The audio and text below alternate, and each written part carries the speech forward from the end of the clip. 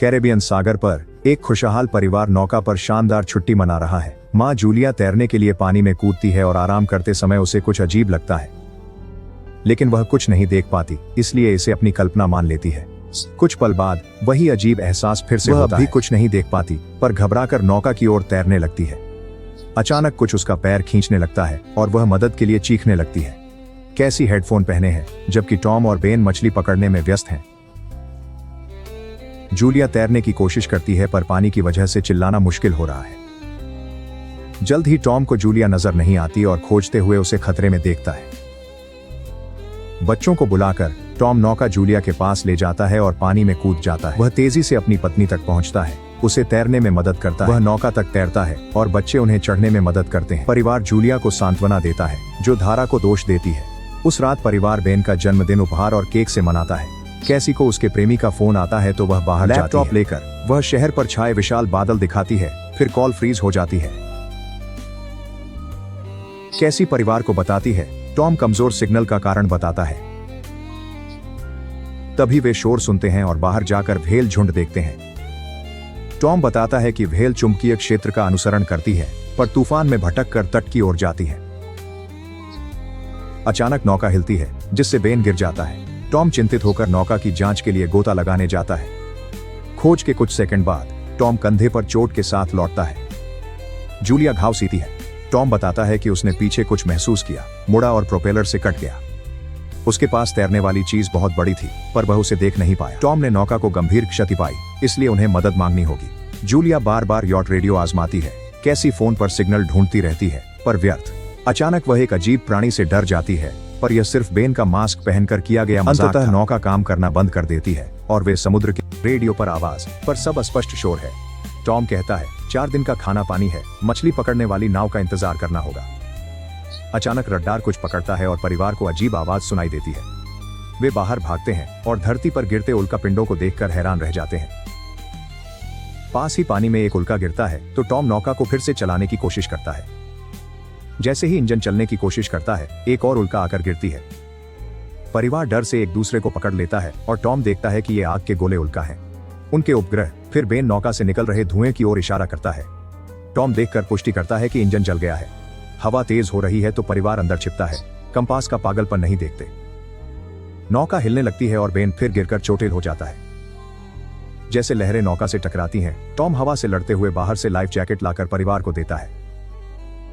तभी बिजली चली जाती है। टॉम तुरंत पावर बॉक्स का बटन दबाता है।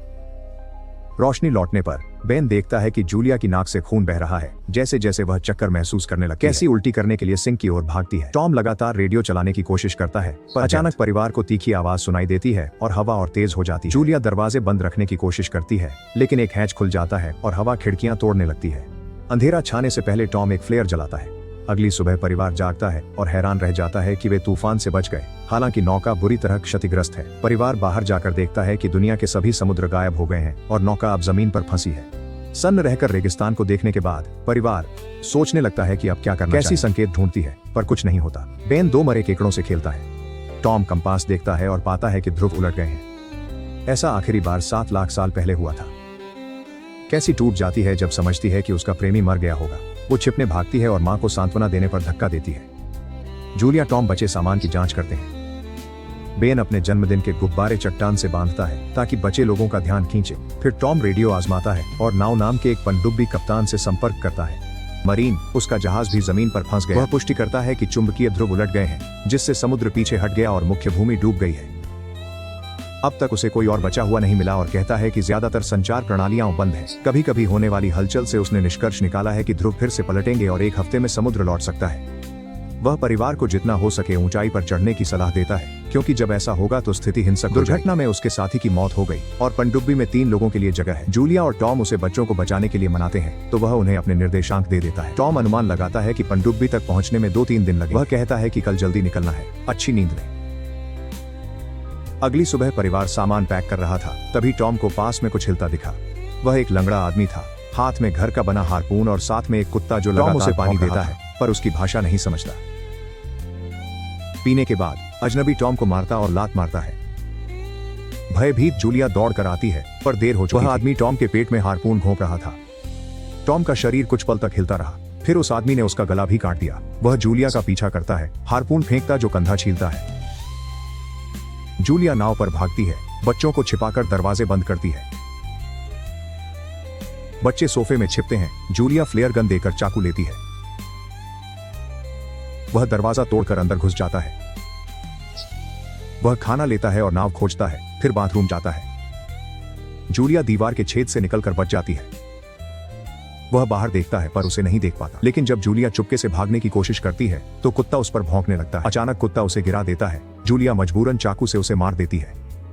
अजनबी कुत्ते की आवाज सुनकर बाहर आता है और उसका शव देखकर टूट जाता है। इस बीच जूलिया नौका पर चढ़कर टूटी खिड़की से अंदर घुसने की कोशिश करती है। दुर्भाग्य से वह आदमी उसे पहले देख लेता है और एक मुक्का मारकर गिरा देता है। जूलिया फर्नीचर पकड़ती है, वह खींचता है। संघर्ष में वह उसे लात मार देती है। फिर वह आदमी उसकी कलाई पर पैर रखता है ताकि वह चाकू वह उसे सोफे पर फेंकने से पहले उसका चेहरा फर्श पर पटक देता है और गला घोंटना शुरू करता है। बच्चे सब देख रहे हैं और सहन नहीं कर पाते तो कैसी आकर उस आदमी को फ्लेयर से गोली मार देती है।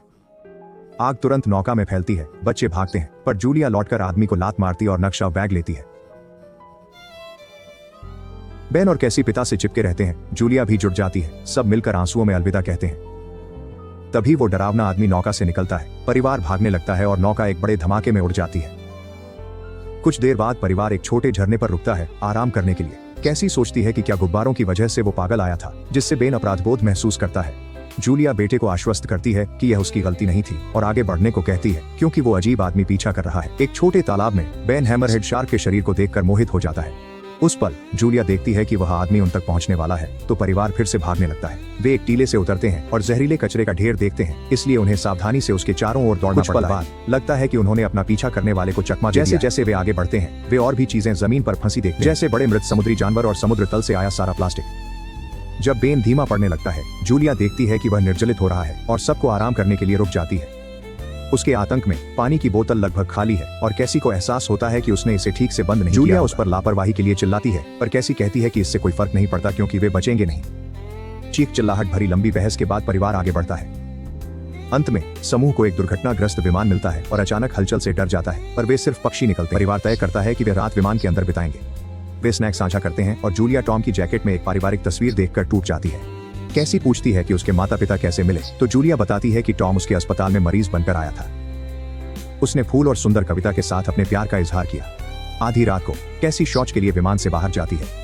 अचानक वो डरावना आदमी पीछे से आता है पर जूलिया पहले उस पर टूट पड़ती है और गुस्से में उसे बार बार छुरा घोंपती है। कैसी को उसे गले लगाकर शांत करना पड़ता है। अगली सुबह लाश पिस्सुओं से ढकी हुई है। परिवार देखता है कि वो कई काटने के निशान हैं। निशान जैसे तो क्षेत्र में कोई जानवर छिपा होना चाहिए। समूह के जाने के बाद आदमी के मुंह से केकड़ों का झुंड निकलता है। कुछ घंटे बाद जूलिया कैसी नक्शा देखने रुकती पर बेन चलता रहता है, जूलिया के रोकने पर भी। वह पानी पीने पोंड में मुंह डालता है। जूलिया उसे खींचती है, कहती है अनजान पानी बीमार कर सकता है। परिवार यात्रा जारी रखता है और तपती धूप से बचने के लिए सिर ढकते हैं। बेन को चक्कर आ रहे हैं। पुरानी कुर्सियां मिलने पर जूलिया कैसी उनसे आश्रय बनाती है।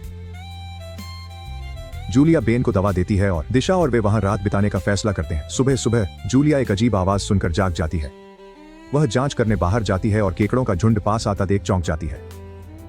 जूलिया बच्चों को जगाती है और परिवार जल्द से जल्द भागना शुरू करता है।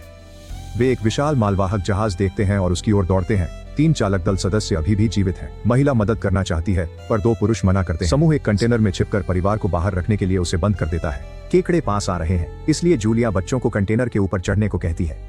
जब वह भी चढ़ने लगती है तो केकड़े उसके पैर को बुरी तरह से काटने लगते हैं। भाई बहनों को अपनी मां को ऊपर खींचना पड़ता है, नहीं तो वह नीचे खींच जाएगी। कंटेनर के किनारे एक छेद है, इसलिए आधे केकड़े अंदर घुस जाते हैं। चालक दल के सदस्य गोलीबारी करते हैं लेकिन केकड़े बहुत ज्यादा। जल्द ही केकड़े 2 कर्मचारियों पर हावी होकर उन्हें मार डालते हैं। आखिरी आदमी छत के छेद तक पहुंचता है पर केकड़े उसे खींचकर मार डालते हैं। बाद में जूलिया अपने पैर की चोट पर पट्टी बांधती है और बेहोश हो जाती है। कुछ देर बाद वह रेतीले तूफान में जागती है और खुद को अकेला पाती है। वह घबराकर अपने बच्चों को खोजने उतरती है पर पहले मृत महिला का हथियार उठाती है। मां की चीखें सुनकर कैसी तुरंत लौटी और बताया कि वे मदद खोजने गए थे पर किसी को नहीं पाया। फिर बेन से मिले जिसने एक खुला कंटेनर ढूंढा था जहां वे तूफान खत्म होने तक आराम कर सकते थे। जूलिया ने टॉम के लाइटर से घावों को दागा जो बेहद दर्दनाक था। तूफान खत्म होने पर परिवार को दूसरे कंटेनर में कई पानी की बोतलें मिली। फिर उन्होंने शवों की जांच की और एक रेडियो और बंदूक पाई। जूलिया ने अब फोन किया और बताया कि उसने नक्शा खो दिया है। बदले में अब ने बताया कि उस पर आर्थ्रोपोड्स ने हमला किया है, जो रसातल के जीव हैं। ऐसा उन ऑक्सीजन ने उन्हें पागल कर दिया है। वह परिवार को जल्दी करने को कहता है क्योंकि समुद्र जल्द लौटेगा, उनके पास कुछ घंटे ही हैं। वह फ्लेयर छोड़ता है और परिवार उस दिशा में चलना शुरू करता है। लंबी यात्रा के बाद परिवार एक टूटा शौचालय पाता है और बेन उसमें पेशाब करता है। वे पास में पनडुब्बी देख सकते हैं, लेकिन उस तक पहुंचने के लिए एक विशाल चट्टान पार करनी होगी। जैसे ही वे आगे बढ़ते हैं, दीवारें हिलने लगती हैं और चट्टानें गिरने लगती हैं, जिससे बड़ा भूस्खलन होता है। जूलिया अपने बच्चों को समय पर बचा लेती है और खुद पीछे हट जाती है। अब एक चट्टान की दीवार है जो उनके बीच रास्ता रोक रही है। जूलिया बच्चों को आगे जाने को कहती है, पर कैसी माँ को चढ़ने के लिए कहती है। बहस होती है और चिल्लाने के बाद जूलिया वादा करती है कि वह बाद में बच्चों को ढूंढ लेगी। अनिच्छा से कैसी अंततः अपने भाई को खींच कर ले जाती है। बच्चे बाकी चट्टानी ढांचे पर चढ़कर पनडुब्बी की ओर दौड़ते हैं, पर नाव को बाहर खून बहता पाते हैं। वह बताता है कि उसका अंत हो गया है और बच्चे पनडुब्बी ले सकते हैं। एक अतिरिक्त जगह होने का एहसास कर कैसी अपनी माँ को खोजने वापस दौड़ती है। इस बीच जूलिया केकड़ों को आते देख घबराकर गोली चलाती है। वह कुछ को मार पाती, लेकिन झुंड बहुत बड़ा है और वह सबसे नहीं लड़ सकती। तभी कैसी दीवार के ऊपर दिखकर हाथ बढ़ाती है। जूलिया घायल पैर से जल्दी चढ़ने लगती है। कैसी की मदद से वह दूसरी ओर पहुंचती है और दोनों पनडुब्बी की ओर दौड़ती है। बेन छत पर खड़ा केकड़ों को भटकाने के लिए गोली चलाता है, जबकि उसका परिवार चढ़ता है। केकड़े नाव का शव पाकर तुरंत उस पर टूट पड़ते हैं। जूलिया बंदूक लेकर गोली चलाती रहती है, जबकि बच्चों को अंदर भेजती है। सब सुरक्षित होने पर, गोलियां खत्म होने पर वह बंदूक फेंक कर अंदर जाती है। बच्चों को अंदर रखकर परिवार हैच को सावधानी से बंद करता है और खिड़कियों पर केकड़ों को घेरते देखता है। तभी समुद्र लौटता है तो तीनों अपनी सीटों पर दौड़ते हैं और हाथ पकड़कर बेल्ट बांधते हैं। उग्र लहरें पनडुब्बी को हिलाती हैं। जूलिया को दृश्य देखते हैं और कैसी को उल्टी होती है। जल्द ही तेज आवाज लौटती है और परिवार बेहोश हो जाता है। कुछ देर बाद जूलिया और बच्चे जागते हैं और खुश होते हैं कि वे जीवित हैं। वे हैच खोलते हैं और बाहर जाकर देखते हैं कि लहरों ने पनडुब्बी को एक नष्ट शहर में गिरा दिया।